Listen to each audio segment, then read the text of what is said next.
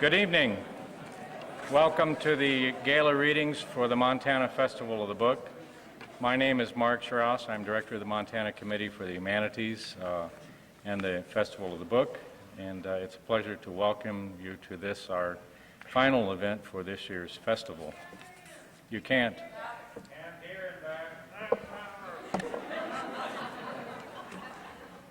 I need a little technical help. Can you hear me now? Oh, good. Okay. All right, I will begin again.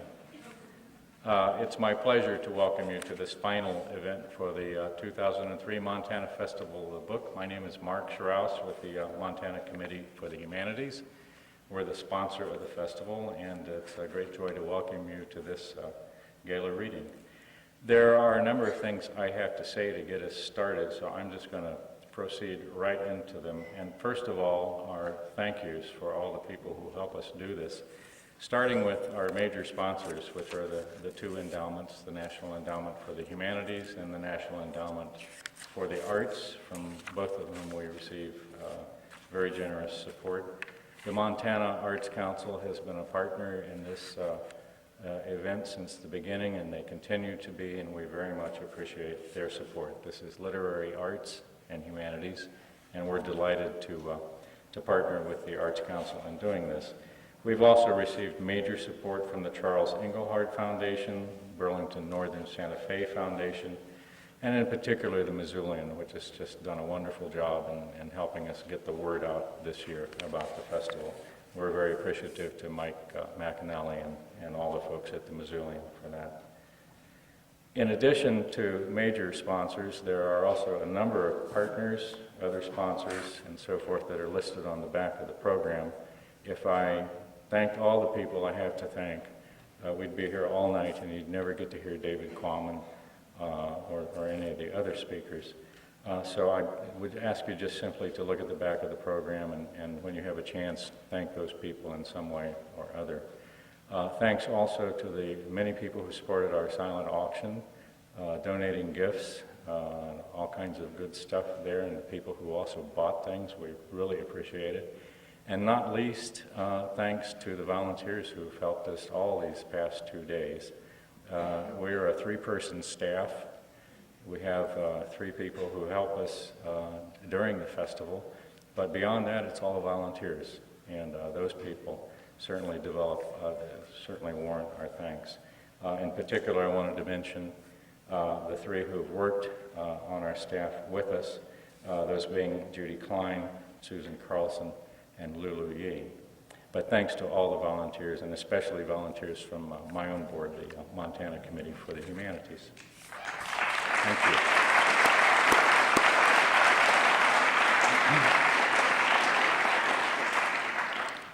Last night, many of you saw a movie here, Stone Reader. And I think for many of us, it was not just a movie, it was an event.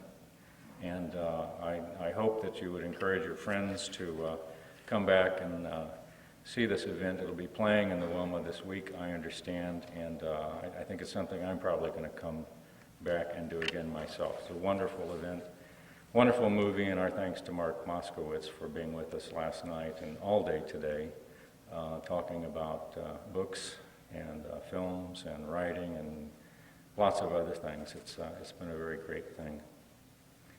I have the honor of announcing the winner of this year's Happy Tales Literary Contest. The contest asks writers to supply happy endings to works in need of them. And in past years, we've worked diligently to improve on the writings of William Shakespeare, Ernest Hemingway, and Norman MacLean. The winner receives both a stipend and the Nahum Tate Cup. This is the Nahum Tate Cup. Nahum Tate, as you all recall, was the 18th century poet laureate who rewrote King Lear and whose happy ending of the play was the version performed in the British Isles for the next 150 years. For 2004, the winner of the coveted, prestigious Nahum Tate Cup is John Clayton of Red Lodge for his happy ending to Montana, 1948. Mr. Clayton's victory brings with it two firsts. For the first time, a writer has won the contest twice. Mr. Clayton also won in 2001. And for the first time, an author whose work is the subject of the parody is present at the festival, namely Larry Watson. The good news, Larry, is that you are now legitimately in the ranks of Shakespeare, Hemingway, and Norman Maclean. Congratulations to you both. John will be buying Larry a drink after tonight's readings.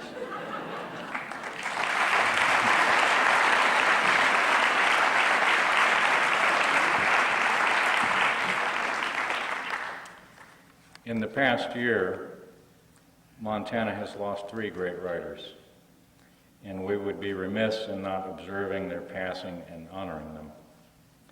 Stephen Ambrose, who loved this state and called it his home in his last years. No one has done more to bring American history to the American people. Thomas Savage, who wrote of this place so eloquently in novels such as The Power of the Dog and The Sheep Queen. We honored Thomas Savage at last year's Montana Festival of the Book, and I know that that recognition at the time was very meaningful to him. And finally, James Welch, who was a mainstay of our first three festivals, who was among our first Gala readers, and through his writing and personal warmth meant so much to readers and fellow writers. In next year's festival, we will devote special attention to Jim's work and to contemporary Native American writing more generally. Now it's my pleasure to introduce this evening's first author, David Quammen. Educated at Yale and Oxford University, David Quammen is a renowned science and nature writer. He is a two-time National Magazine Award winner for his science essays and columns in Outside Magazine. He has also received an Academy Award in Literature from the American Academy of Arts and Letters and the Lannan Literary Award for Nonfiction. His award-winning nonfiction book, Song of the Dodo, Island Biogeography in an Age of Extinctions, is a readable and scholarly treatment of the history of evolutionary theory, biodiversity, population dynamics, and extinctions. Mr. Quammen's collections of essays include Natural Acts, A Sidelong View of Science and Nature, The Flight of the Iguana, Boilerplate Rhino, Wild Thoughts from Wild Places. His fiction includes Bloodline, The Soul of Victor Tronco, The Zolta Configuration, and To Walk the Line. His new book, which received front page notice in the New York Times, is Monster of God, which is a book on large predators, their ecological and mythic significance to humans, and the question of whether any wild populations of lions, crocodiles, tigers, and bears will exist on this planet in the next 100 years. David Quammen's other awards and fellowships include a Rhodes Scholarship, Guggenheim Fellowship, the BP Natural World Book Prize, John Burroughs Medal for Nature Writing, the New York Public Library Helen Bernstein Award, the Penn Spielvogel Diamondstein Award for Art of the Essay, and an honorary doctorate from Montana State University. Born in Cincinnati, David was drawn to Montana 28 years ago, it is said by the trout, and he currently resides in Bozeman. David Quammen.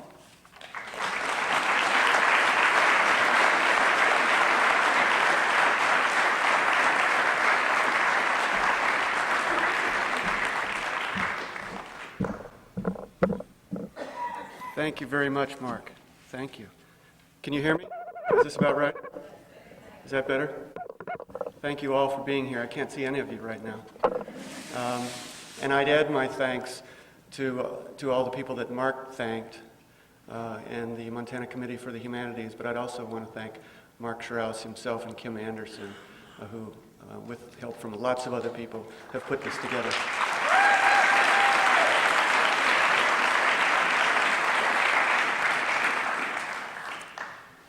Mark said, I came to Montana 28 years ago. Actually, last week was the 30th anniversary. I can remember it vividly. September 12th, 1973, I drove across Lolo Pass and down into Missoula in the Volkswagen bus filled with penguin paperbacks and fishing gear.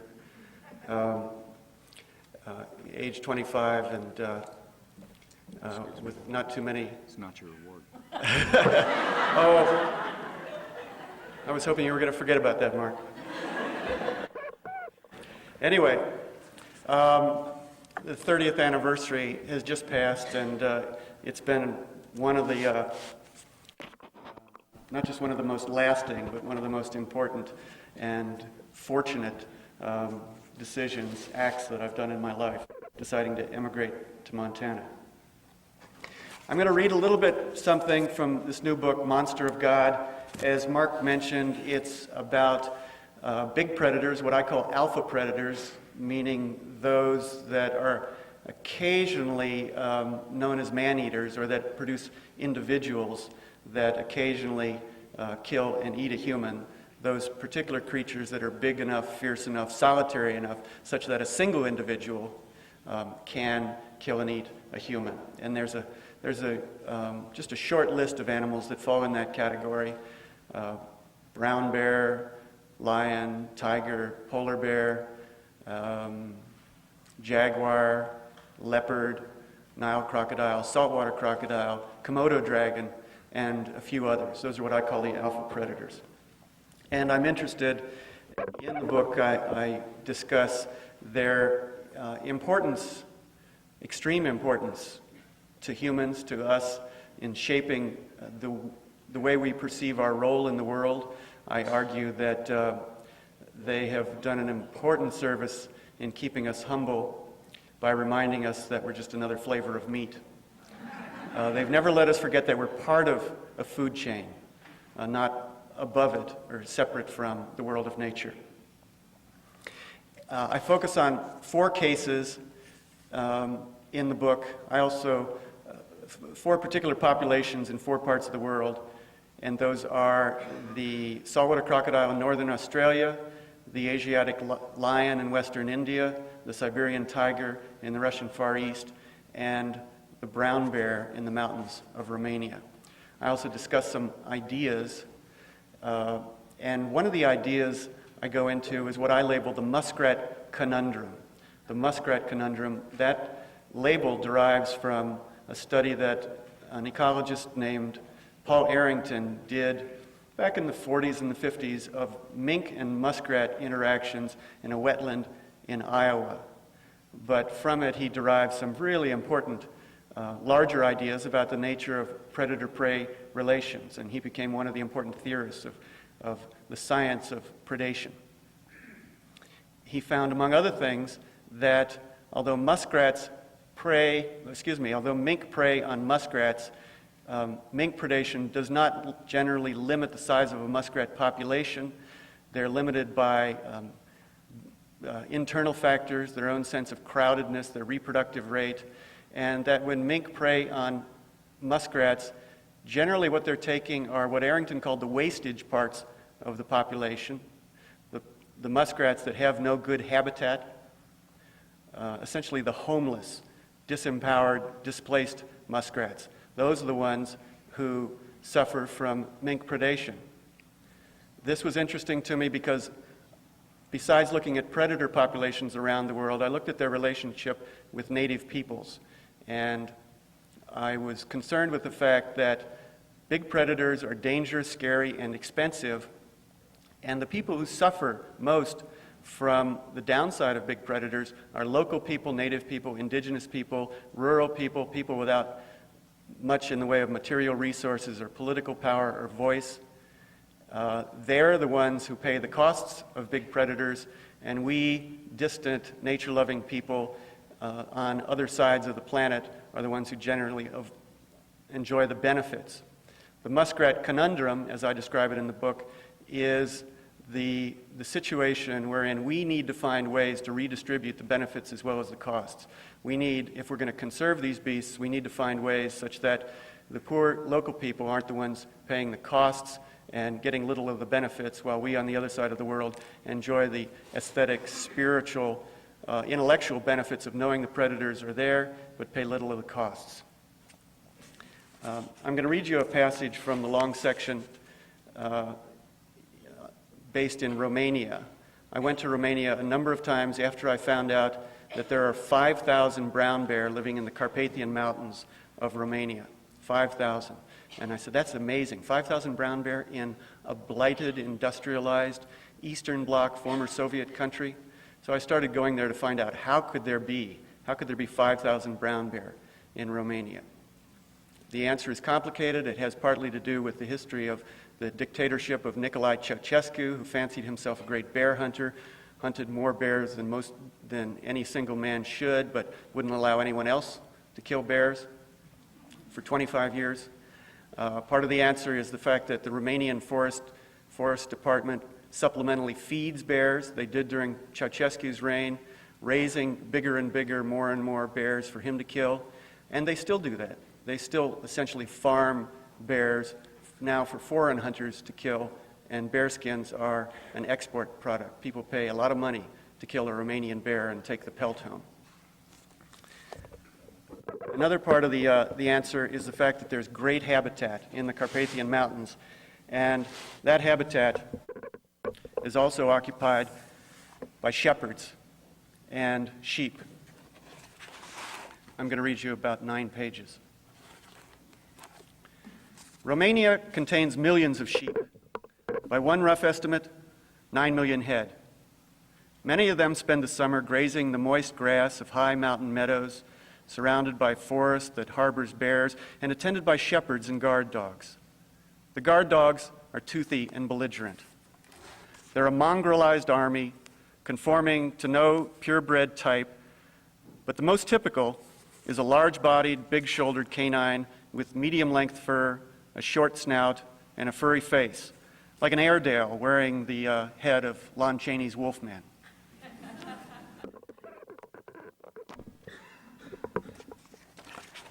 Trying to get a little bit of light adjustment here. There we go. Some of the dogs are fitted with spike collars as protection from neck bites in a fight against wolves. All are required to wear a sort of T-bar hobble dangling below the collar, a short piece of wood known as a juji, which jounces enough to prevent the dog from charging off on renegade pursuits of roe deer or other game. The juji also signals to hunters that the animal is a shepherd dog, not a feral pest to be killed. Puppies learn their sheep guarding habits by galloping along with adults. Nobody sends Romanian dogs to obedience school. The typical flock of 300 or 400 sheep is attended by at least a half dozen of these irascible curs. The shepherds, taciturn and self-possessed men who can be tough when they need to, carry no weaponry other than stout staffs. If you, as an interloper, stroll into a Romanian shepherd's camp, you'll want a stout staff yourself for defense against the dogs. Guns are unthinkable, or, if thought of, considered unattainable or unnecessary. So the nature of interactions among Romanian bears, Romanian sheep, and the guardians of those sheep probably hasn't changed much in the last 1,000 years. That may account for why the problem seems chronic but not acute, and why its resolution is usually non-lethal, except for the sheep. Bears, humans, and dogs were well acquainted with one another in the Carpathians long before the first rifle came along. In many cases, the sheep of a flock belong to several different owners who contract with an organizator destina, a camp organizer, to have their animals pastured in the mountains for a summer season. The organizer acquires grazing rights for a certain area, maintains a base camp centered at a simple cabin, hires a chief shepherd, bachi is the Romanian term, or fills that role himself, assembles a crew of other shepherds, supplies guard dogs, adds a few dozen dairy cows and maybe some horses or donkeys for pulling a cart, takes his costs and his profit, if any, in the form of cheese made from fresh milk. Usually it's bovine or combination of bovine and ovine milk, cheese made at the cabin, and returns the sheep to their owners in early autumn. The bachi, the head man himself, often functions as the expert cheesemaker. The owners get a specified share of the cheese. The rest is left for the organizer to sell in local markets. If a ewe or a ram has been killed by a bear or a wolf, the organizer is absolved of responsibility on one condition. He must show evidence that the sheep wasn't simply allowed to stray off and disappear. Generally, that means producing one of the sheep's ears, inside which is an identifying tattoo, like a brand on a cow. If the organizer can't deliver that tattooed ear, he may have to pay for the lost sheep himself.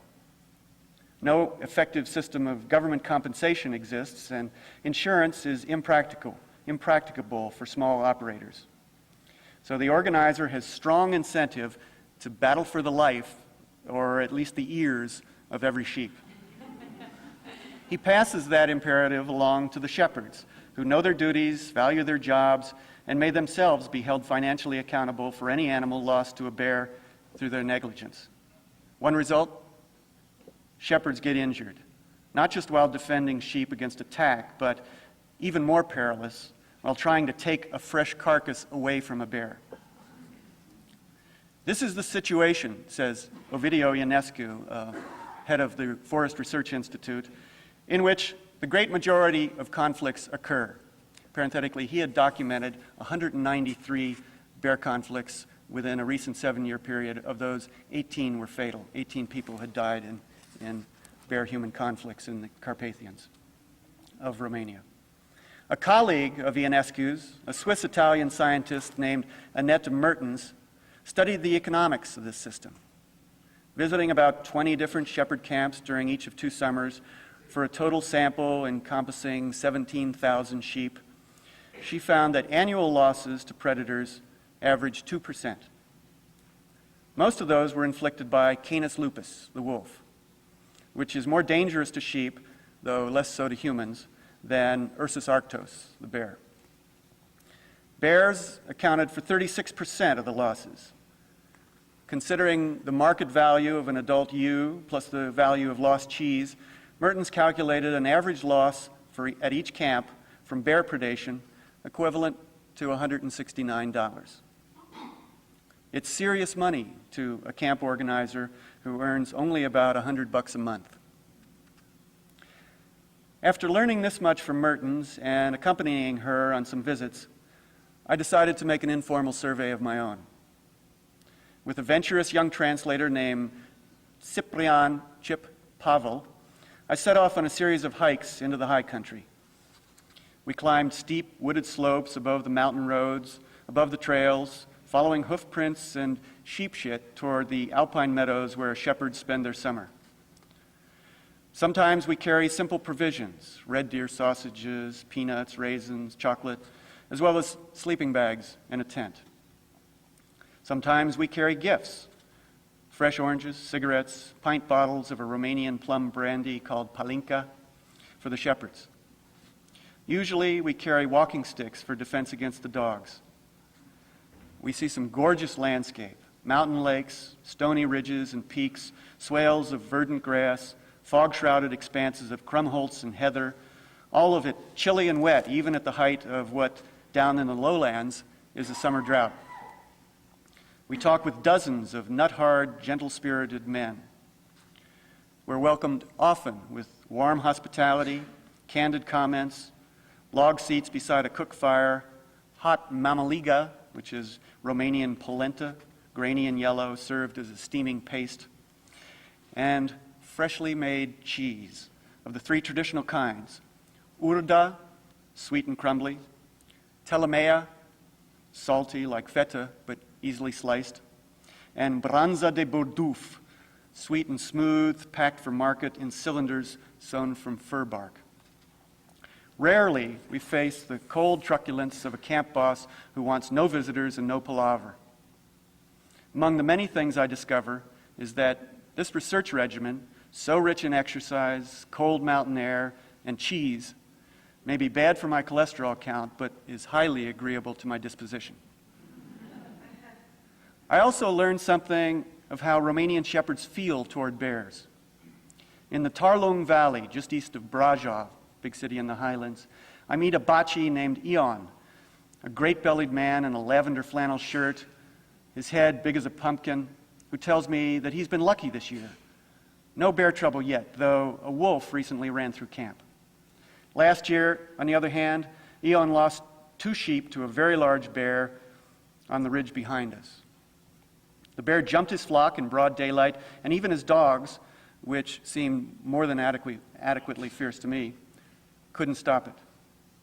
That bear had a maimed paw, maybe from a trap, Eon recalls. It devoured both sheep. Nothing left to recover. No ears. Total loss. As we chat, Eon sets out some fresh urda, sliced in a tin bowl. The cheese is luscious and creamy, like a guilty dessert. I ask about earlier years. The translation process allows me time to keep eating. Well, in prior summers, Eon put his camp in the Bucej Mountains, a small, majestic range within the Carpathians, 30-some miles to the southwest. Many bears down there. He'd lose 10 sheep and 1 or 2 cows in a season. And so, I presume, he moved up here to escape them? Escape? Nah, he has no such delusion. Where is not bear? Eon says. Where can you go and not seeing bear? But he declines to complain that there are too many bears in the mountains. No, too many is not problem. Problem, he says, is that Forest Department doesn't feed them sufficiently. When the feeding troughs are empty, that's when bears come after his sheep. Pondering this peculiar edifice of assumptions and expectations, I gobble another chunk of urda. On the next ridge over, across several meadows and a small creek, Chip and I walk into another camp and are met again by angry dogs and an amiable bachi. This is Niku, a compact man in a brown sweater vest and a green felt hat. Bear trouble? No, not much. One urs did visit several nights ago, but Niku's dogs, he has 13 and they're good, he says, his dogs ran it off.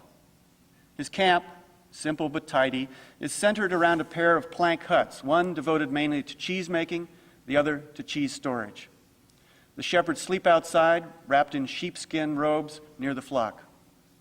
Niku gives me a tour of his operation, including the barrel of brine in which float big chunks of telemea and, bobbing among them, a single raw egg. When the egg sinks, he explains, it's time to add more salt. And over here, these are the tanks in which the boiled milk, activated by the culture, undergoes its magical change. As the cheese begins to set, he presses out the water with a wooden rake, or else through cheesecloth, 1 gauge of cloth for telemea, a different gauge for kash, another type of cheese. In the second hut, under towels, rest many large rounds of kash, hefty and squat. Kash is the intermediate step toward branza de burduf. They'll be held for a week and then put through a grinder to make the branza, which is then packed into pig bladders for long-term storage or else tamped into those fur bark tubes for market.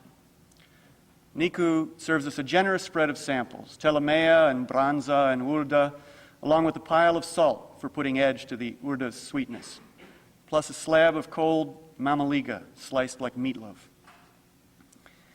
We're joined by another fellow and a handsome, weather-tanned woman who seem to be here on a Saturday visit from the valley.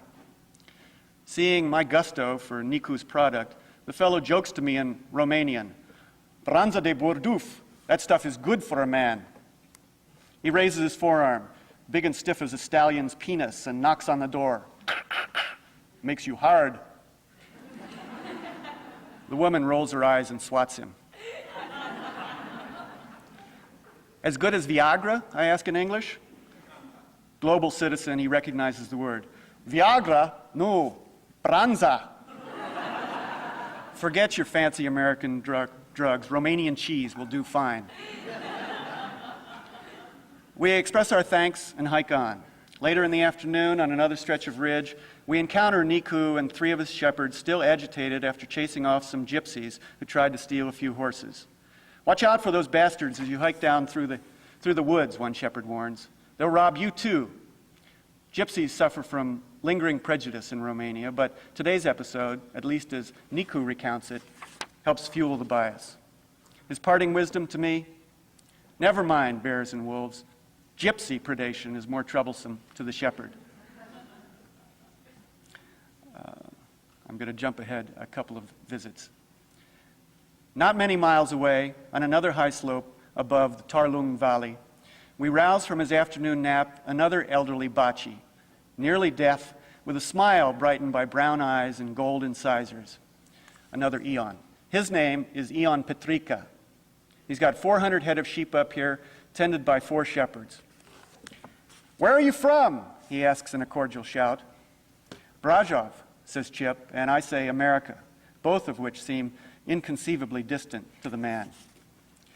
"Lost my hearing back when I worked for the Postal Service," he explains, hollering above the din of his deafness. "From driving a truck, a drafty one, through the cold winters. Sheep losses? Maybe 2 or 3 a year. That's to bears, and another 10 to wolves. Last year there was a big red bear. It took a couple of sheep. 3 years ago we had 6 bears up here," he recalls. "But the dogs did their job. 5 years ago, one shepherd got injured and went to the hospital because he tried to stop a bear." The moral, as our host briskly takes it, is, don't upset the bear. If your dogs can't stop him, let the beast have what he wants. Say, what's the current price of bread down below?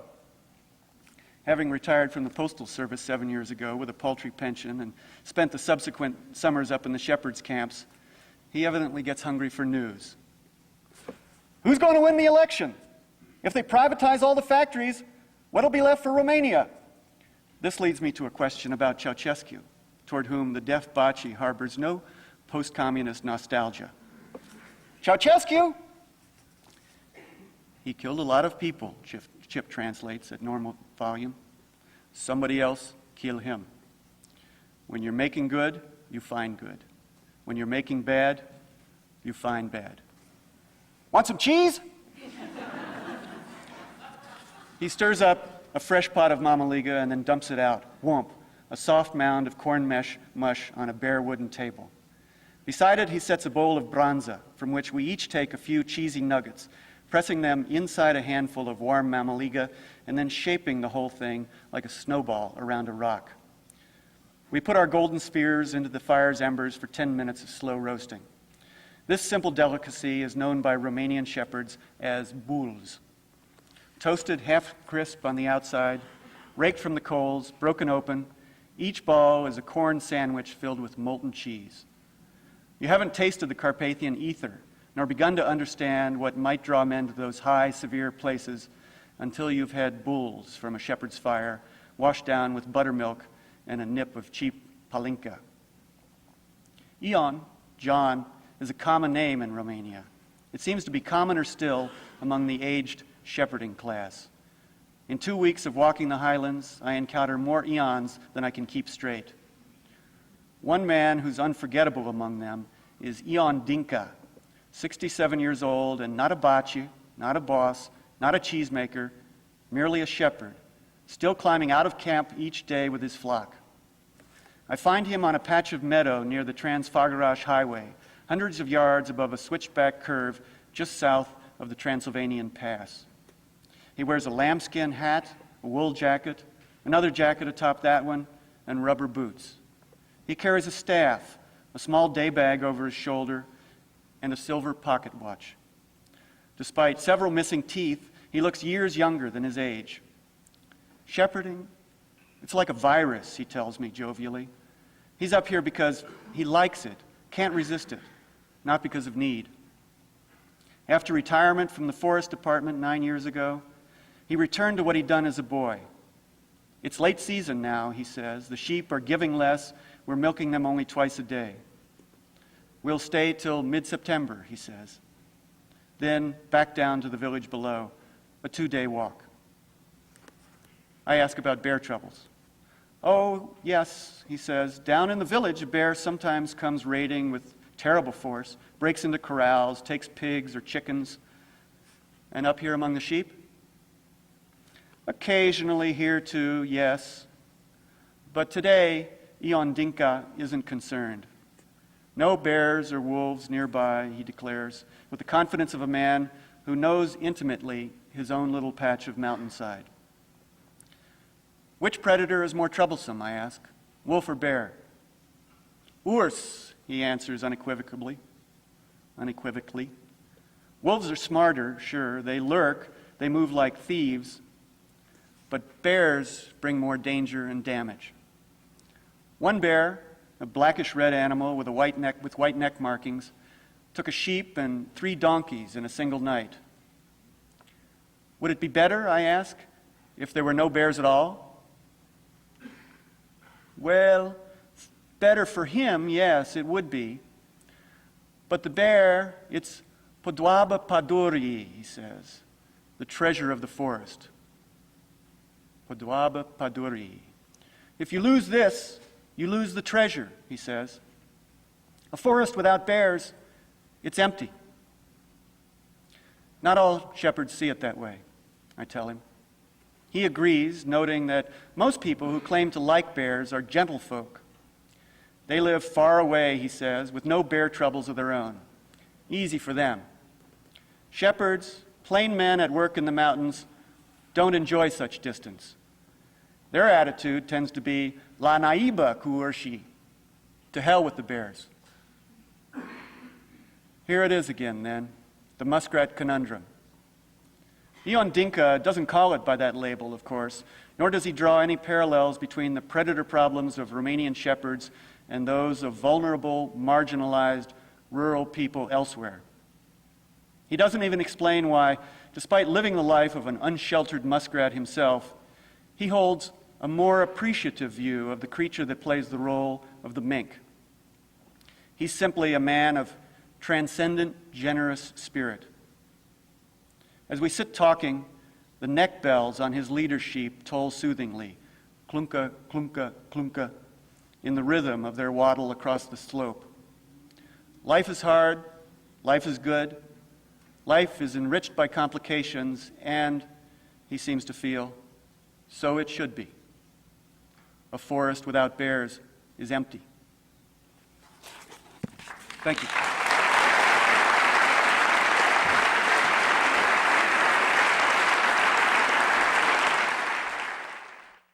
And a person very widely beloved in Missoula, Lois Welch.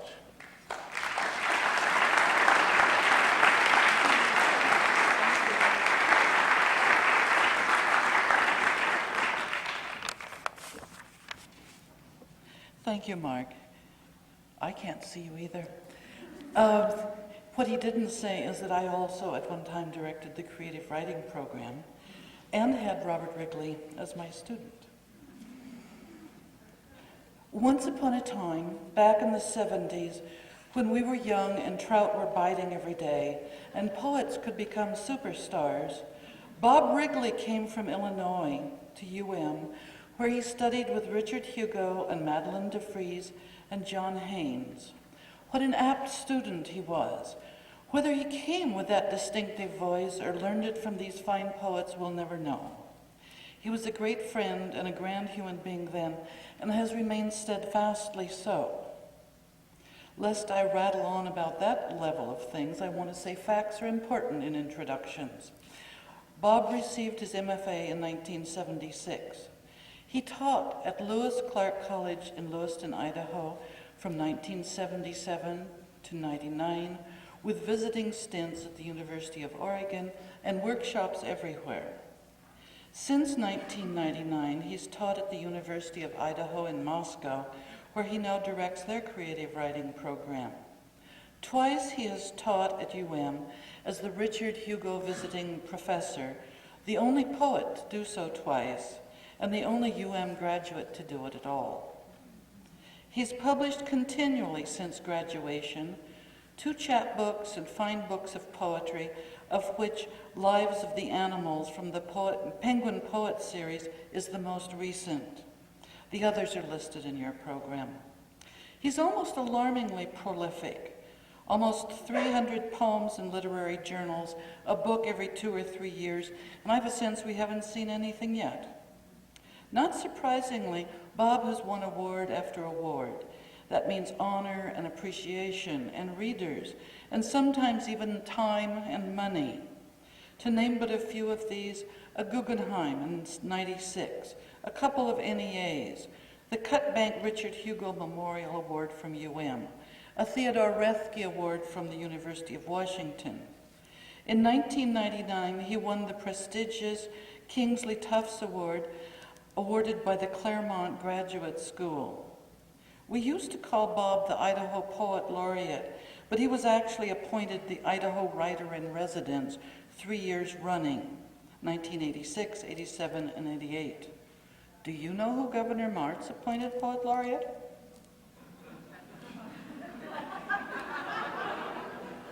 Bob and his wife, the writer Kim Barnes, and their 2 children live on the heights of Moscow Mountain.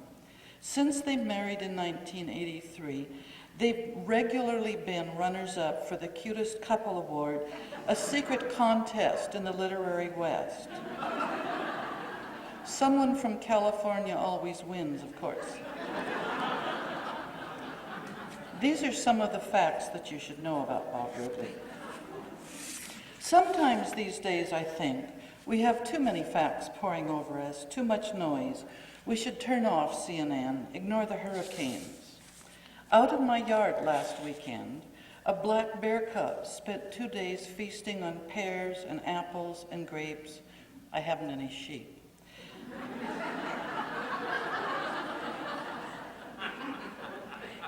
Our dog, inside, was resentful and fascinated. I too was fascinated at the little guy lying against the apple tree, calmly gobbling apples that lay all around him, a veritable squalor of apples. I didn't call the bear police, nor did I write a poem, but I couldn't stop watching him. Bob would have written a poem. Bob Wrigley, in his new Lives of the Animals, takes on bears and owls and mice and dogs and, of course, cats. This is no field guide, no collection of campfire stories. Wrigley's poems ponder animals, including our animal selves, in startling detail. They tell us the news we really need beyond mere facts, about predation and survival, love and exaltation, and what he calls the fabulous order of all disorderly things. He shifts suddenly from the animal to the human view till boundaries disappear and we feel linked, indeed bound, to a rich and meaningful sensory world. It's such a discovery and consolation, one feels words themselves are renewed when reading his poems. Listen, please, to these poems as though you were saying them to yourself. Sing them to your soul, for your soul needs them. Keats said great poems are almost a remembrance. You will find it so with Bob Wrigley's poems. Please welcome the poet, Robert Wrigley.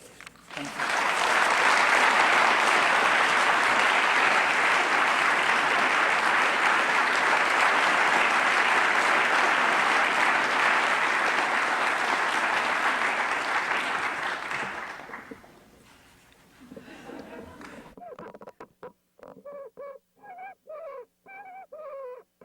We need some of that cheese.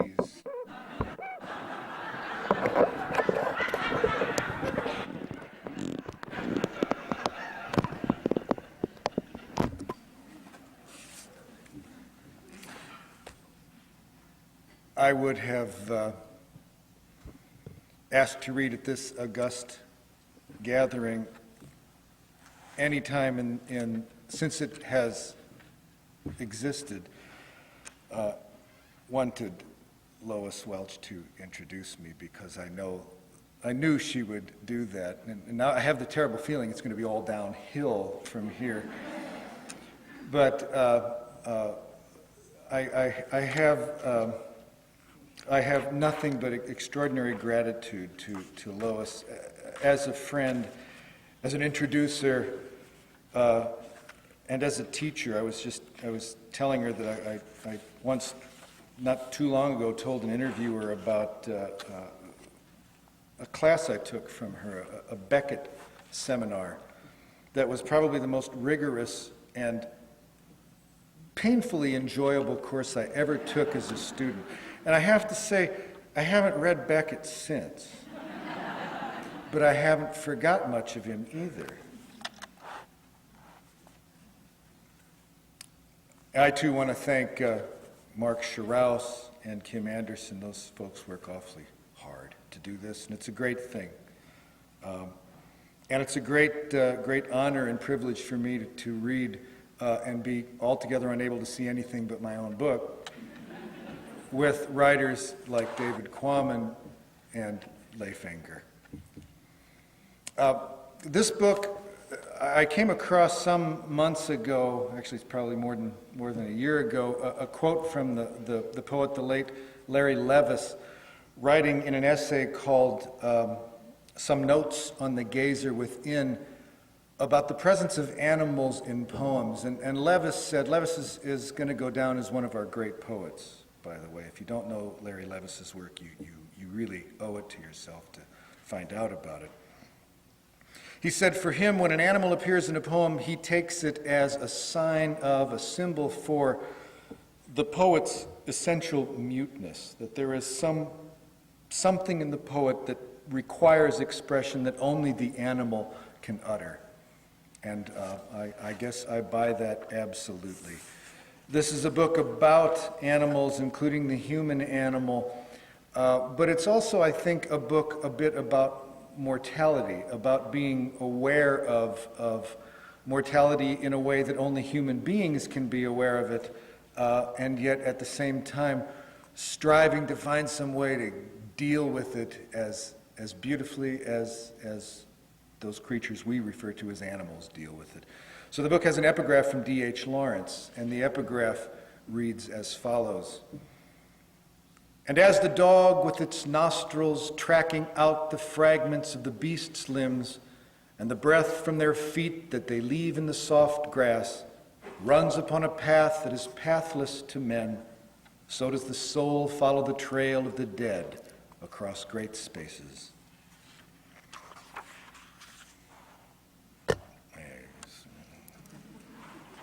I'm going to have to use them. This is a poem called The Other World. So here is the old buck, who all winter long had traveled with the does and yearlings, with the fawns just past their spots, and who had hung back, walking where the others had walked, eating what they had left, and who had struck now and then a pose against the wind, against a limb snap, or the way the light came slinking among the trees.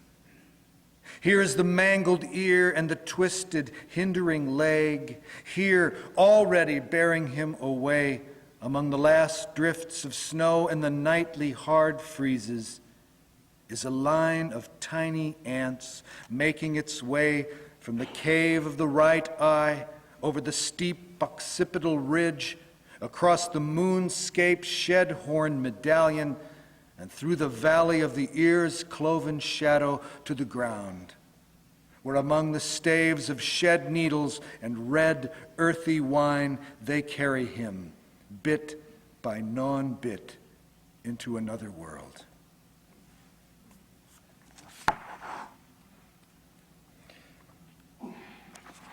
I'm going to do as little prefacing as possible to these poems, by the way.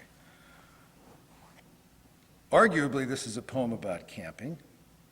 It's called Discretion. Wearing only moon glow and the fire's final shawls of smoke, she made her way from the tent at 2 a.m., then squatted to pee. And the heavenly light showed me everything.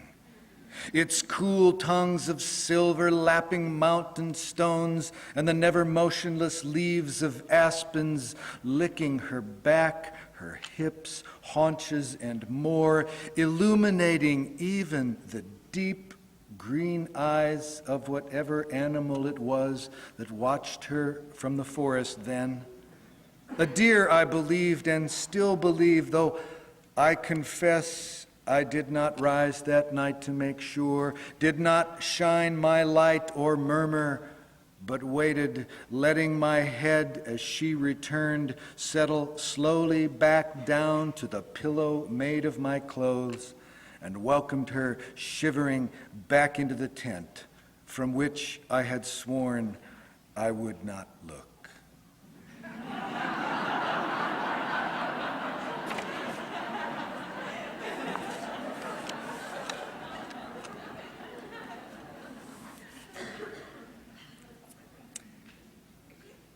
Do you love me? She's 12 and she's asking the dog, who does, but who speaks in tongues, whose feints and gyrations are themselves parts of speech. They're on the back porch, and I don't really mean to be taking this in, but once I've heard, I can't stop listening. Again and again she asks, and the good dog sits and wiggles, leaps and licks. Imagine never asking. Imagine why. So sure you wouldn't dare or couldn't care less. I wonder if the dog's guileless brown eyes can lie, if the perfect canine lack of abstractions might not be a bit like the picture books she read as a child, before her parents' lips shaped the daily miracle of speech and kisses, and the words were not lead and weighed only air and did not mean so meanly. Do you love me? She says and says, until the dog, sensing perhaps its own awful speechlessness, tries to bolt, but she holds it by the collar and will not let go, until having come closer, I hear the rest of it. I hear it all. She's got the dog's furry jowls in her hands. She's speaking precisely into its laid-back, quivering ears. Say it, she hisses. Say it to me.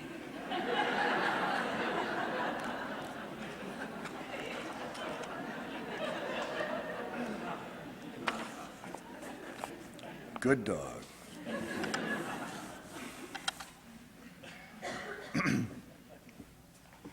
What do you do with a dead horse? That's not the title of the poem. That's just a sort of rhetorical question. This poem means to kind of answer. The poem is called Horseflies.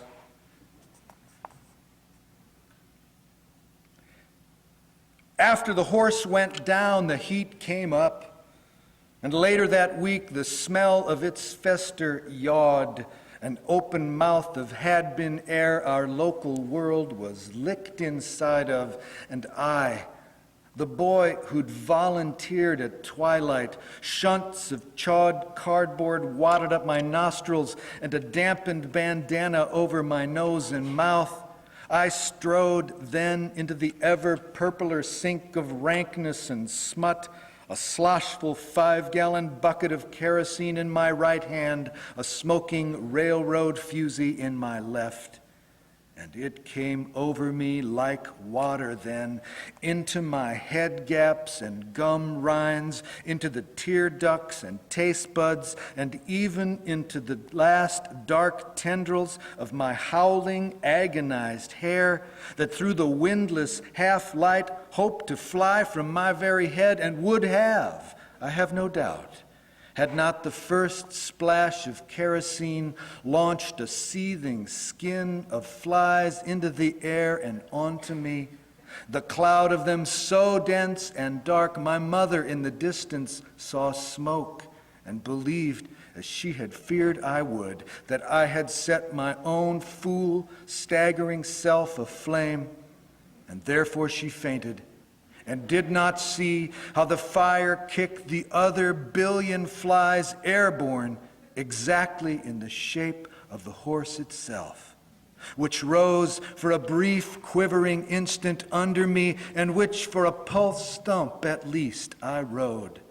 in a livery of iridescence, in a mail of exoskeletal facets, wielding a lance of swimming lace, just as night rode the light and the bones, and a sweet, cleansing smoke to ground.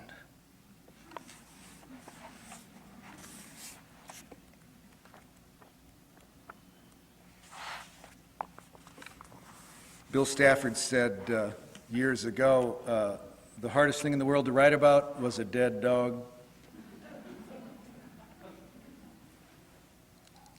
Okay, Bill. This is a poem called Dog. Quotation marks around the title. For how many days had she shaken?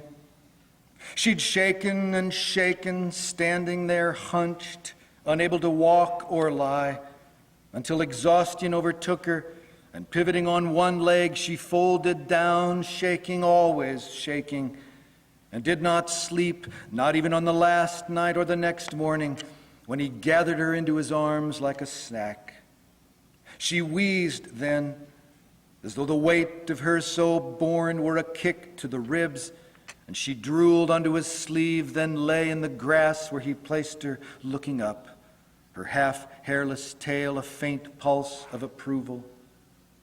And he raised the rifle, placed the bead in the notch of the sight, first on the slope of her slant forehead, and then among the mottled cowlicks of the coat across her chest. And she died, was gone like that. The bullet still chambered in its shell, his finger barely nestled to the smooth curl of the rifle's trigger of brass.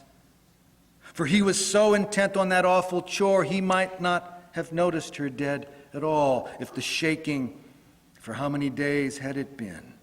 If the shaking had not come to seem the very motion taken in her by life itself. The shaking, a being that blood by blood thumps through his own brotherly bones as sap or rain moves through the billion suckling root mouths his digging has exposed, and to which he feeds her, saying over her grave the single word she had always known herself by, never understanding it was no name at all.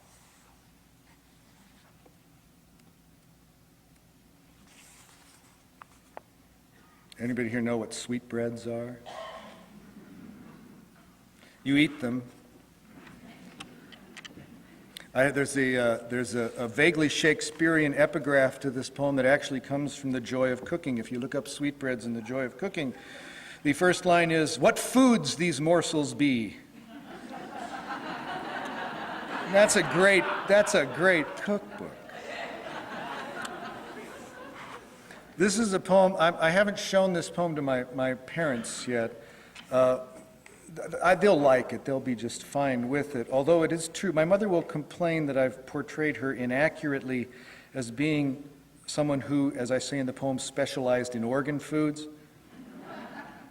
No, she didn't. It was there. It was all the time, organ foods. Anyway, this is called Sweetbreads.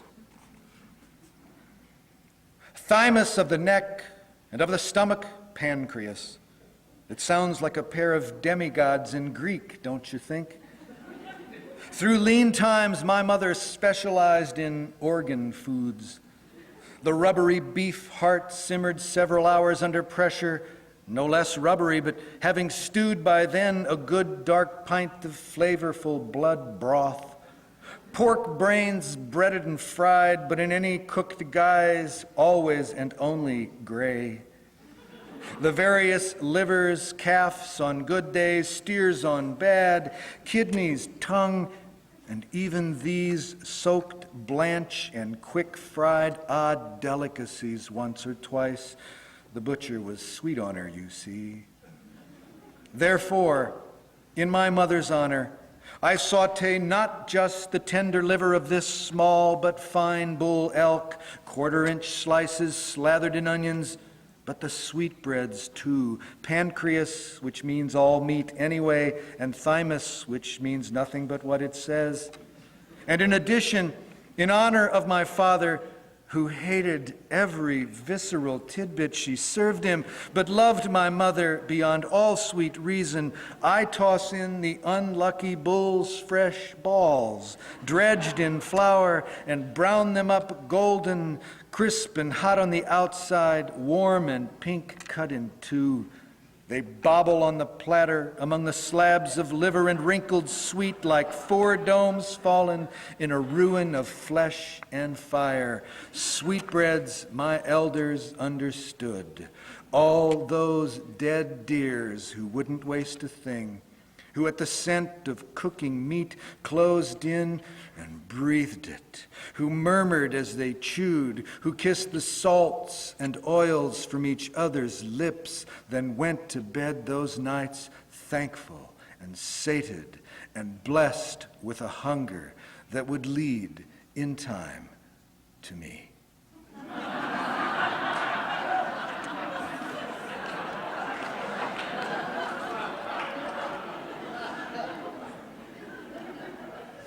The two-poem warning here. Two more poems. I'm trying to end with the happier ones.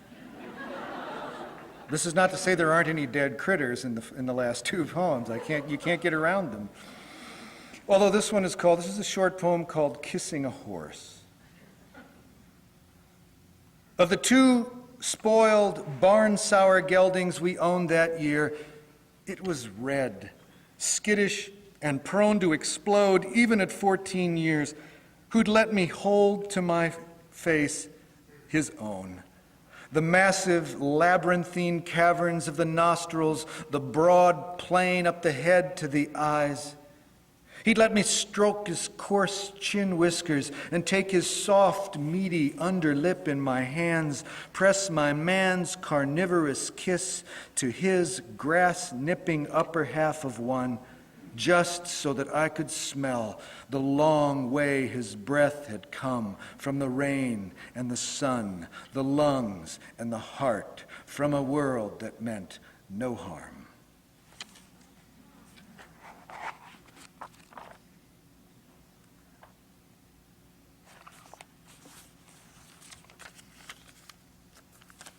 Affirmations.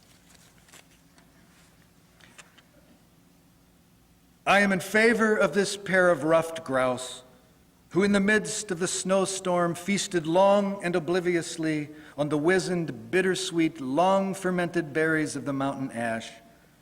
I am also in favor of the old dog who did not mean to frighten the deer, and while I regretted that I could no longer watch as snow accumulated along the doe's back, I am still in favor of the path it ran to get away, although its running is what frightened the grouse. And while it is too bad that in their wobbling, soaring glide, both grouse struck the window I stood in front of and were instantly killed, let there be no doubt that I am in favor of the tenderness of each bird's breast skin and the ease with which it tears and folds away with its feathers to expose the pink, warm meat of the breast. For I am in favor of this odd infinitive verb to breast. As I breast one by one the supple front meats from each grouse, these limp-necked birds whose meat I am most deeply in favor of, quick-fried in butter with a skiff of salt and a rasher of coarsely ground pepper poured on, all of which, of course, I am in favor of as well. As I am in favor of the butter's hot, graceful glide across the skillet and the propane's dank waft up through copper pipe to the burner of the stove and the blue flame tipped with yellow that blossomed at the touch of my match. I am also in favor of the wine and of the grapes that bless us so many miles from their vines, just as I am in favor of how the sun going down now casts its light precisely through the gap beneath the far cloud's edge, the end of this very storm and the lip of the turning earth, and makes, as it does, an immediate billion icy rainbows in the air, an explosion so blinding that for a second I am staggered and take hold of the kitchen counter, just as the house lets go its stays and glides toward the night, as though it too believed, as I do, that in the end there would be another day just like this one. Thank you very much.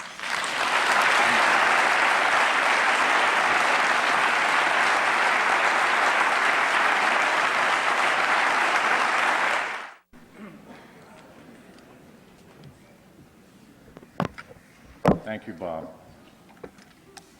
No one works more nor cares more for the Montana Festival of the Book than my colleague Kim Anderson, whom I've asked to introduce our next reader, Kim Anderson.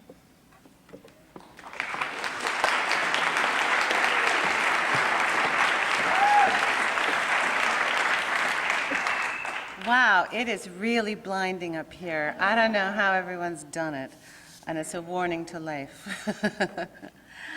Leif Enger was born and raised in Minnesota, and although I spent a portion of this evening trying to convince him that Montana is a wonderful place to raise a family, he probably will stay there. He worked for nearly 20 years as a reporter and producer at Minnesota Public Radio, and then in the 90s, during the time he was doing that, he started co-writing a series of mystery novels with his brother Lynn under the pen name L.L. Enger. At some point, when he decided that wasn't going to be a money-making career, he decided to write a novel that he could read to his family at night. So I've heard him say in an interview. And the result is Peace Like a River, which was published in 2001 and quickly won major awards all over the country, was chosen as one of the top 5 fiction picks of 2001 by Time magazine. BookSense picked it as their book of the year. It went on and on and on. When the book came out, I had just finished doing a book festival, and people started recommending the book to me, and I stupidly said I'd taken a hiatus on reading books with the word river in the title. It was my great loss for a period of months. When I did pick up the book, I experienced what virtually everyone I have talked to since experienced, a very deeply personal, satisfying feeling that can't be explained. When the paperback came out, I went to a reading here in town that Leif gave, and it was an experience I hadn't seen in many, many years, probably since I was in college. Everyone in the audience, and it was a packed house, had not only read the book, but they had evidently memorized the book. When there came time for questions, people would quote paragraphs from memory as a way of asking a question. It's touched everyone I know very personally. It's one of the most spiritually moving books I've read in a long time.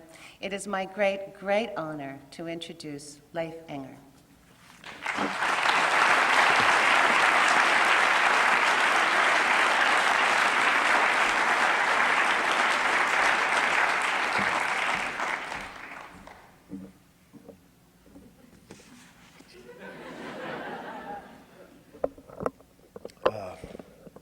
Thanks, Kim.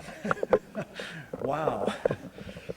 I don't remember entire paragraphs, but I remember the time I spent in Missoula last fall. It was a ball, and afterwards, Kim came through the signing line and asked if I might consider coming back for this Montana Book Festival. And am I ever glad that we came? Robin and my sons Ty and John are sitting down here. I think I'm pointing approximately at them. And we came out, and we've had a wonderful time this week. This is an amazing thing that you do, and Mark Scheraus and Kim and the rest of you who work on this and the volunteers are doing an amazing piece of work here. Keep it up. I'm really gratified.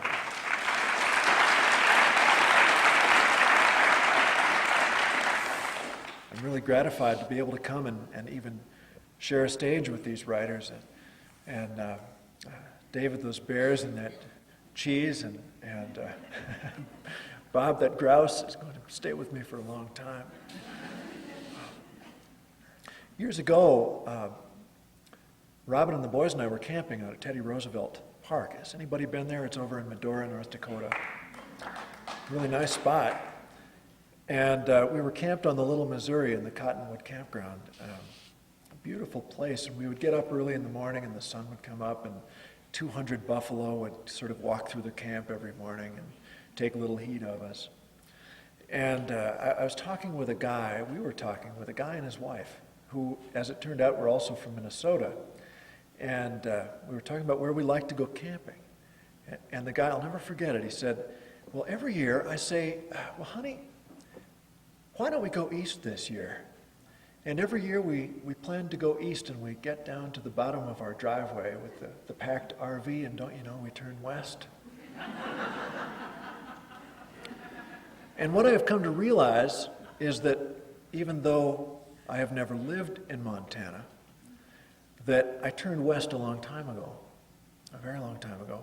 Probably from the time I was 6 or 7 years old and was going out goose hunting with my dad and my brothers every year to my dad's old home in North Dakota. For us, of course, North Dakota was the west. I didn't get as far as Glendive, Montana until I was about 8 years old, when we went out on the Empire Builder to visit my aunt and uncle and my cousin. Just a quick word about that trip. What I remember is that we packed a picnic basket at one point and went out to a park where there was a vein of burning lignite coal in the ground. It had been burning for years, and later on I was to go back to some of the writings of Teddy Roosevelt, and he talked about coming across these things on horseback, and so it connected me in interesting ways to the landscape of the West. And on the way back from that picnic, we stopped. My uncle pulled his car over. He was very excited. There was a big rattlesnake in the middle of the road. And he was just thrilled to see a rattlesnake and thrilled that he could show us Minnesotans what a rattlesnake was like. So he backed off and he jumped out of the car and he went hunting around for a big rock that he could throw at the snake. And he found a rock and he circled around looking for the right position to throw the rock from. And finally he heaved the rock as hard as he could and missed the snake and hit his car. And put a big dent in the fender of his car. And right after that, a big oil truck came along and drove over the snake. And my uncle didn't lose any of his good humor. He just leaned down and took a knife and cut off the rattle. And he gave it to me. It had 9 rattles. And I put it in my pocket and I carried it for years. And so to me, that is what Montana meant. It meant a place where anything could happen. Where you might see, wonders like a rattlesnake in the road or your uncle throwing a rock at his own car. So I guess Montana meant romance for me, and it still does. I'm just going to read a couple of short sections from the book that Kim talked about, Peace Like a River. I wish that I was alarmingly productive and had a new novel to read from. But what I am is alarmingly careful, and I just haven't finished it yet. So hopefully I'll get done pretty soon. Have something else to read next time I come to Missoula. Peace Like a River is narrated by a boy, an asthmatic boy of 11 years old named Reuben Land. His dad is Jeremiah. He figures in these scenes, and his big brother is Davy, who's 16 years old, and around whom much of the book's action swirls. And he has a little sister named Swede, who is 8 years old, Swede Land, and a writer of heroic verse. This is early in the book, and they've just gone out to North Dakota, wouldn't you know it, to hunt geese. Before dawn, we settled among decoys in one of August's barley fields. Dad and Swede lay on their elbows side by side, the two of them whispering under a swath. Davy and I took the opposite flank, he with his clawed-up Winchester goose gun. I was too young to shoot, of course, and so was Swede. We were there purely, as she said, for seasoning. In all the years since, I don't remember a colder morning afield. Rain can out-freeze snow.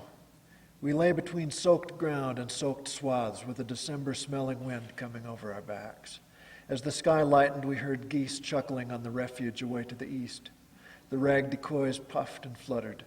I yawned once, then again so hard my ears crackled. Davy said, "Don't go to sleep on me now, buddy." He could say it. He wasn't cold. Though his gloves were nothing but yellow cotton, he could handle an icy shotgun in evident comfort. I had on his outgrown leather mitts with 2 pair of wool liners, yet my fingers were clenched and bloodless. It seemed to get colder as the day came on. When Davy said softly, "Oh, Rube, I could live out here, couldn't you?" I was too frozen to tell him yes. Minutes later, I woke. Davy was poking me in the side. Finger to his lips, he nodded east. A lone snow goose was approaching, fighting the wind, making low, questioning honks at our flock of rags. I put my face against the ground, trying not to move. A goose is an easy bird to spook. The loner's honks got louder and more confident as it decided to land for breakfast. It was utterly fooled. I'd actually started feeling sorry for the doomed bird when Davy grabbed my shoulder and spun me so I lay on my back. He jammed the Winchester into my hands. "Take him, Rube." The goose was straight overhead, not 20 feet high. I flung off a mitten and tried to aim. The gun was way too big, but I balanced it out there and yanked the trigger. Nothing happened. Something was stuck. Then Davy's hand zipped out and clicked the safety off. The goose was just beyond us, but still so close I could hear its panting wings. I yanked again, shot wild, and the recoil slammed my shoulder into the mud. My ears rang high and clear, and the goose finally understood and tilted off to the left while I pumped another shell into the chamber and fired again. The goose still didn't fold, but caught the wind and sailed over the barley like a kite. Tears were in my eyes. I'd missed 2 easy shots and wasted Davy's present to me. Blind with despair, I fired again. The goose had to be out of range, yet somehow it shuddered, went graceless, and made a controlled fall to the ground some 80 yards away. "You did it," Davy said. "Good shot. You took him the hard way, buddy. Better go finish him." But as I handed him the gun, almost sobbing with relief, Swede streaked past in her corduroy coat yelling, "I'll get him! I'll get him!" And Davy said, "Oh, let her chase the old bird down." So I watched her go, yellow hair bouncing behind her stocking cap. Downfield, though, the goose seemed to have recovered its wits. It stood upright, taking stock. Its head so high and perky I feared it might take off and fly after all. When it saw Swede coming, it turned and sprinted away. I'm telling you, that goose could run.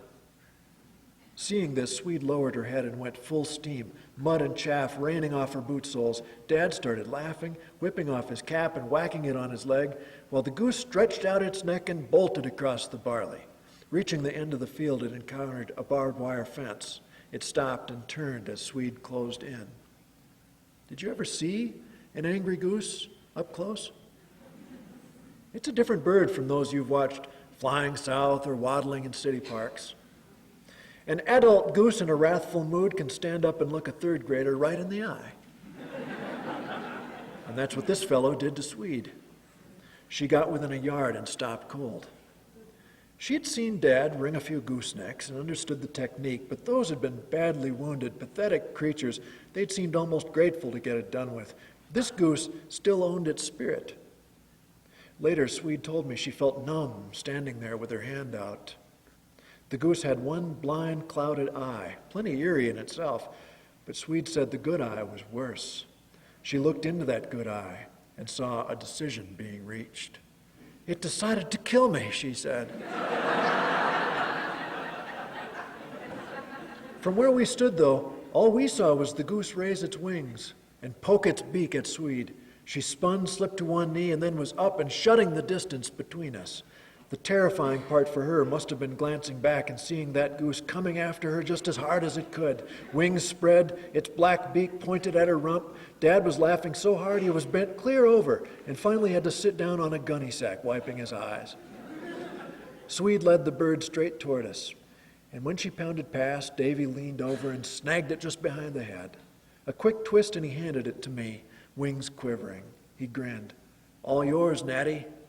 After Natty Bumpo, Mr. Fenimore's matchless hunter. It was a heavy goose. I realized I was warm, standing there with my mitts off, even hot. I held my goose with one hand and Davy's Winchester in the other, smelling gunpowder and warm bird, feeling something brand new and liking it quite a bit. Swede, though, was crying, her face in Dad's belly, even while he laughed helplessly on.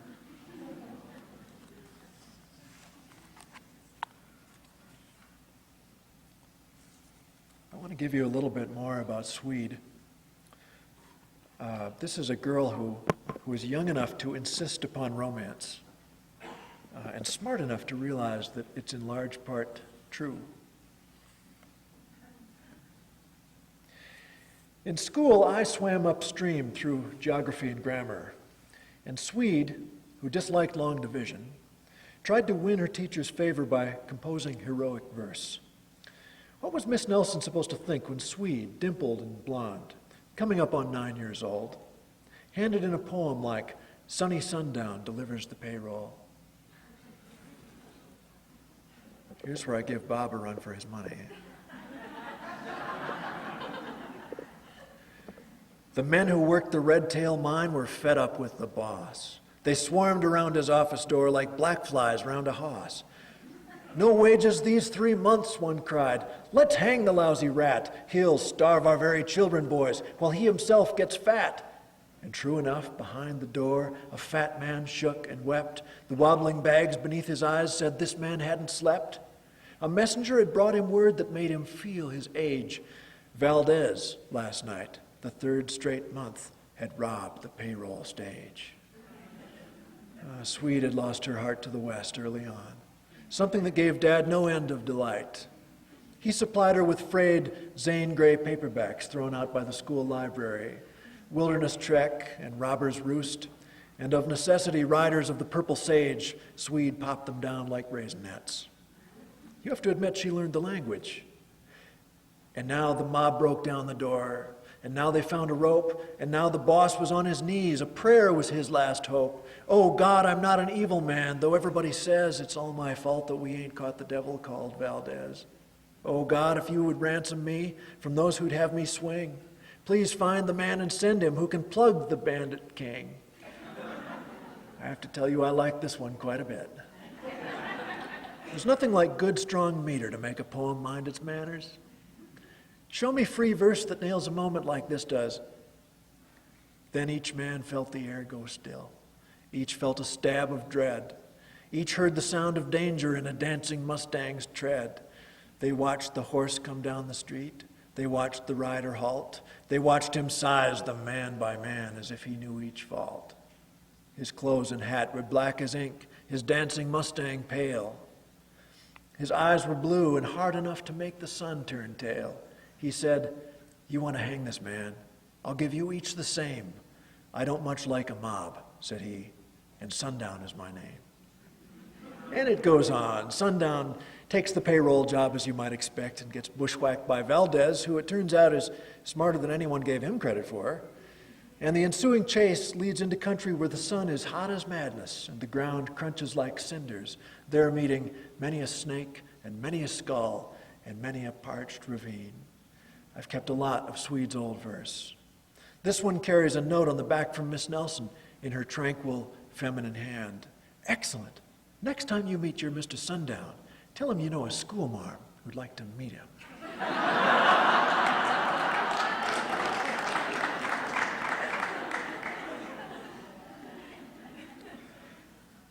Well, I'm gonna read one more section. Not to wreck the story for those of you who have not read it, but suffice it, I guess, to say that the lands go through some terrible times now. The oldest son, Davy, commits a heinous act and flees the law and is on the lam. And meantime, the father, Jeremiah, has lost both his good health to pneumonia and his job. And so things are very tight, very thin and very cold in the Land household. And Reuben has just helped out by getting his first paying job. He has been paid $25 to take down a neighbor's old corn crib, which was leaning. That's just before Christmas as well. 2 whole days I dreamed with Swede about the things $25 could buy. The bills were straight voltage, juicing all sorts of hallucinations. Could you buy a Hiawatha bicycle for $25? Swede thought you could, and moreover, figured there was room for her on the handlebars. I was also tempted by the thought of water. I knew a kid, his name is gone, who'd gotten hold of a sweet-natured canoe framed up in cedar and covered with watertight canvas. The boat smelled like a humidor and floated so light the kid claimed to have followed to its source the nameless creek adjoining the bright river. He claimed to have paddled up through brushlands where burnt tamaracks poked from the surface of the creek, and the water slowed to rest, and the quiet was broken by the protruding fins of frantically spawning carp. All this magic from a wooden canoe that had been sitting disused in a barn. The kid, Alfred something, I believe, red-haired and double-jointed, had procured the boat in payment for a few days picking rock in the spring. I think a canoe, I told Swede. Telescope, she replied. She'd read some poem about a farmer who so loved the stars that he arsoned his place for the insurance money and bought a glass through which the Pleiades became a scatter of diamonds on a velvet cloth. Then again, it was almost Christmas. What about presents? Shamefully, the first person who came to mind was neither Dad nor Swede, but Bethany Orchard, whom I hadn't seen in weeks. What did Bethany want for Christmas? I'd have given half the money just to know. What are you thinking about? Swede demanded. Such a joyous, greedy talk we'd been having. She didn't want me adrift. Oh, I don't know. I faltered badly, though you couldn't have dragged the truth from me, Bethany Orchard. In fact, I had a sudden ache to say her name out loud. Reuben, are you worrying about Davy? Swede asked, and she looked so motherly and worried that I nodded and put on the gravest face I owned. To my enormous surprise and guilt, she got me in a bear hug and kept me there a while. Poor Swede. She always did think better of me than I had coming. The next day, December 23rd, Dad got out of bed. I woke from dreams of a gravel road along which I walked, shoeless, picking up nuggets of gold the size of baby turtles. We had in our bathroom a hot water tap that squeaked persistently when turned, and I heard it plainly as I stooped for nuggets. On and off it squeaked, and then I was awake, and though fiscally disappointed, knew Dad was up and shaving, and that the tapping I heard between squeaks was him knocking his razor against the sink to get the whiskers off. Bounding up, I rapped at the bathroom door and was admitted to the sight of Dad, standing at the mirror, soap on half his face and a grin showing where he had thumbed through lather. Morning, Reuben. His voice was quiet, tired, but free of the congestion that had so shortened his sentences of late. Are you well? I couldn't believe it. Just last night I'd heard him coughing. Reuben, you look starved. Go off and start some oatmeal, why don't you? So off I went, rejoicing, banging around the kitchen until Swede awoke and came in to issue instructions. Stirring the pot, she told me it was a big day and to get the maple syrup out of the back cupboard. I looked. The syrup was gone. Brown sugar then, she said, above the toaster. I shook my head. We used it up. White sugar. But that bowl, too, was nearly empty. And when I got out the 10-pound canister in which we kept reserves, the scoop inside rattled sorrowfully. Swede was disgusted. Well, get out some apples. We had a bag of old apples in the refrigerator, long ignored on account of their soft flesh and wrinkly complexions. But I peeled them down and chopped them small, and Swede found some Caro syrup and poured it in the oatmeal and told me to round up Dad. He had finished shaving and was in his bedroom. I knocked and, getting no response, went in.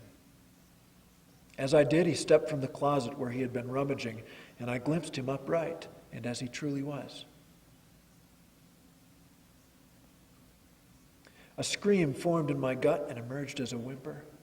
When shaving, he had worn a big T-shirt that fell below the waist of his pants, disguising his extricated frame just as the lather disguised his face. So obscured, he might have been a healthy man. If thin, now he came out of the closet bare-faced and bare-chested.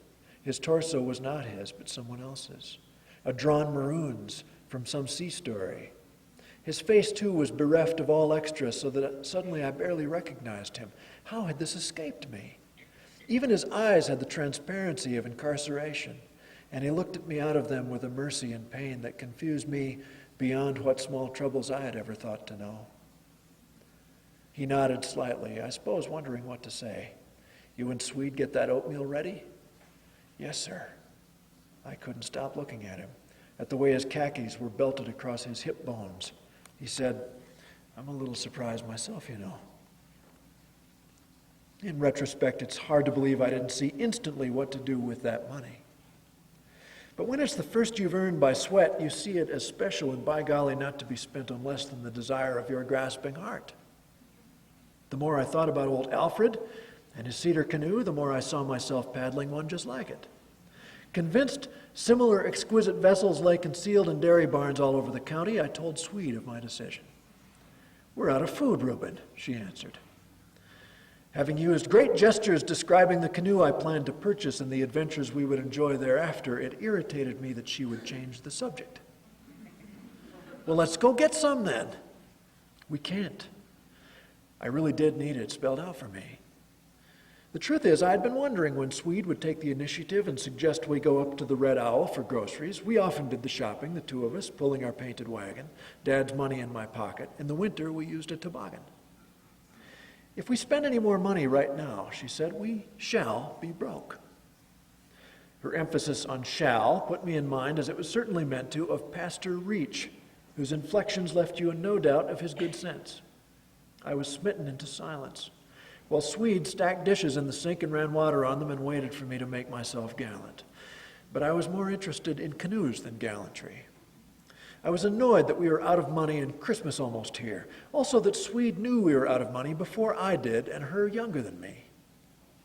I was annoyed that I had worked hard to earn $25 and now would have to give my $25 to Otto Schock, the Red Owl man.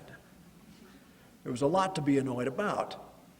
And I could afford to grouse because Dad had eaten his small breakfast and thanked us and gone back straight away to his bed of exhaustion.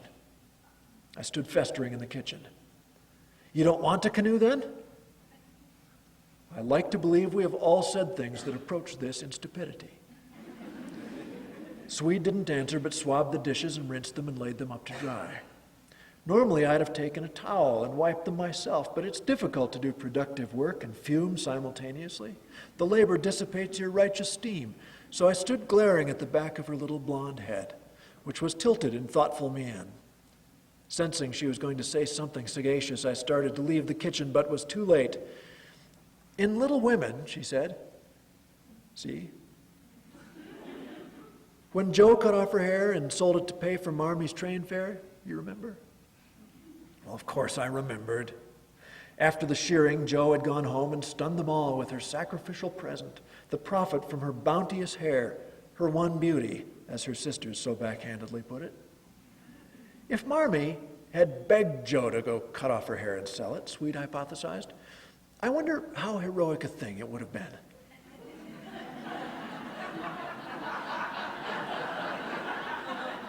I didn't say anything, but I thought, crumb.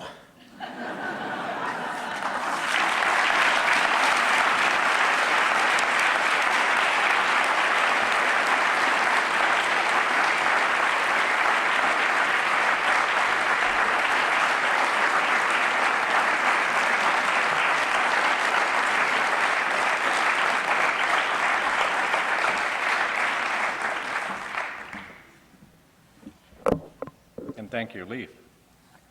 A few more announcements. One is that, of course, all three of our authors this evening will be signing books in the lobby outside after we adjourn.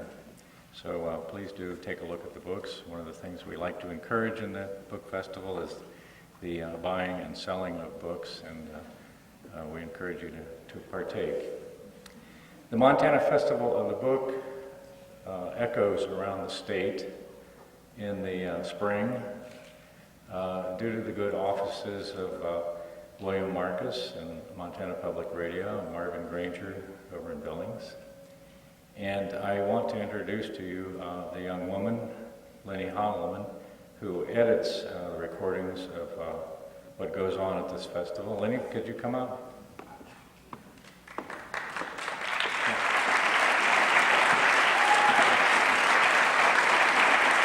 Lenny Holloman is the voice you hear introducing all the recordings that go on KUFM and other radio stations, and we're very appreciative of her work. And I have to tell you, I don't suppose anyone was able to go to all the sessions in these 2 days. There were 73. You'd have to split yourself in 8 different parts, which goes beyond what most of us can do. But you can purchase recordings when they become available later this winter. Talk to Lenny. She's with At Large Productions, and the CDs are not only played on the radio, but available for purchase as well. Thank you, Lenny. Thank you. We look forward to revisiting all of your work. And finally, I want to announce that next year's festival will be right here, same place, pretty much the same station, October 1st and 2nd, 2004. We look forward to seeing you all back for that, and more people, and more great authors, more great readings and panels and so forth. Thank you so much for coming this evening, and thank you so much for supporting the festival. We appreciate it. Good night.